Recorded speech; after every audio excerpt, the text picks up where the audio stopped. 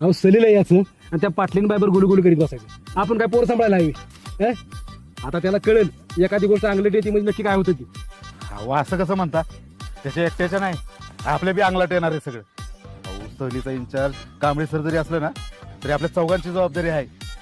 नोकरी काय त्याच्या एकट्याची नाही जाणार. अगं ए पल्ले, कुठे ये ग बाहेर. ही पोरगी पेक्षा आगाव आहे का नाही? मागे एक शब्द बोललो तर रागाने उठून गेली. गेली ती गेली कुठं? त्या जंगमुळे. अरे काय एवढी हिंमत केली आणि आता कुठं दडून बसली? आता काय करा सांगा तुम्ही? आता मी काय बोलू सर? काय बोलू होती? ती शिट्टी वाजवा. ती काय लोणं म्हणून काढता वय? अहो नको, ही शिट्टी जर वाजवली ना तर झुरपतली सगळी मुलं मुली बाहेर येतात आणि आपल्या शाळेतल्या मुला मुलींवर वाईट परिणाम होतील हो त्याचे. अहो आता काय परिणाम व्हायचा राहिल्यात का? लय लांब पुढची पोर आहे ती. वाजवा तुम्ही शिट्टी. बरं वाजवतो. अहो कशाला एवढं जोरात वाजवली? ती भावकी कोण झाली तुमची बघा. है ना?